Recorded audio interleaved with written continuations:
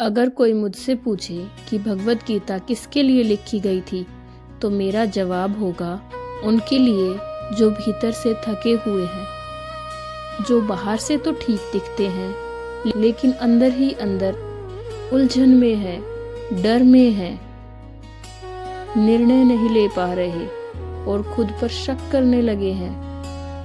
और हैरानी की बात तो यह है कि भगवत गीता की शुरुआत किसी मंदिर से नहीं बल्कि एक मानसिक संकट से होती है। महाभारत के युद्ध में अर्जुन अचानक से कहता है, मेरे हाथ कांप रहे हैं, मेरा मन भ्रमित है और मैं युद्ध नहीं कर सकता।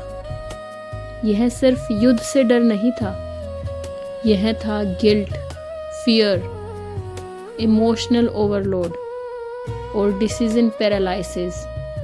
अगर आज की भाषा में कहें तो अर्जुन एंजाइटी और कंफ्यूजन में था।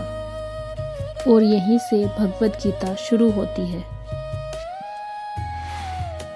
यह बहुत जरूरी पॉइंट है।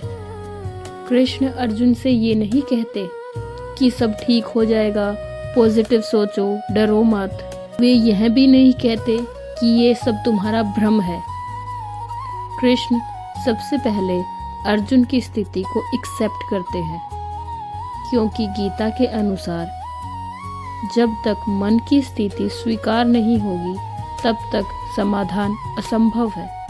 गीता बहुत साफ कहती है कि चिंता भविष्य से नहीं बल्कि आसक्ति से पैदा होती है। हम परेशान इसलिए नहीं होते क्या होगा, बल्कि हम परेशान इसलिए होते हैं कि अगर ऐसा हो गया तो मैं क्या बन जाऊंगा, मेरे साथ क्या हो जाएगा। मेरी पहचान, मेरा सम्मान, मेरी अपेक्षाएं। कृष्ण इसी को कहते हैं फल की आसक्ति। गीता का समाधान बहुत ही प्रैक्टिकल है कि कर्म करो पर फल को अपने अस्तित्व से मत जोड़ो। इसका मतलब यह नहीं कि आप केयरलेस बन जाओ। इसका मतलब यह है कि आप अपना बेस्ट दो, लेकिन खुद को परिणाम से परिभाषित ना करो। और यही स्ट्रेस कम होता है। आज का अर्जुन कौन है? कॉम्पिटिटिव एग्जाम देने वाला स्टूडेंट, जॉब इनसिक्योरिटी से जूझता हुआ कोई प्रोफेशनल, रिलेशनशिप कंफ्यूजन में फंसा हुआ कोई व्यक्ति, ओवरलोड से थका हुआ कोई इंसान। हम सब अर्जुन हैं और हमारी एंजाइटी भी वही है कि अगर मैं फेल हो गया तो। पर गीता कहती है तुम अपने कर्म हो, तुम परिणाम नहीं हो। गीता मन को कंट्रोल करने की बात नहीं कहती, बल्कि वह कहती है कि मन को समझो। वह कहती है कि विचार आएंगे, डर आएगा, डाउट भी आएंगे, लेकिन तुम उन सब से बड़े हो।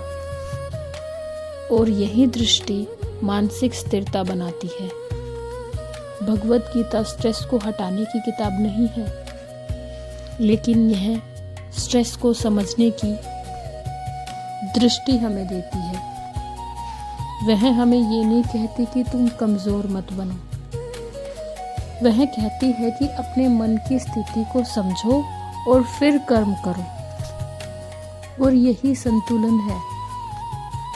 अगर आपको ऐसे ही विषय, शास्त्रों की गहराई और जीवन की सच्चाई के साथ समझना अच्छा लगता है तो इस चैनल से जुड़े रहिए। अगली वीडियो में हम बात करेंगे कि श्रद्धा और अंधविश्वास में फर्क कैसे करें। धन्यवाद।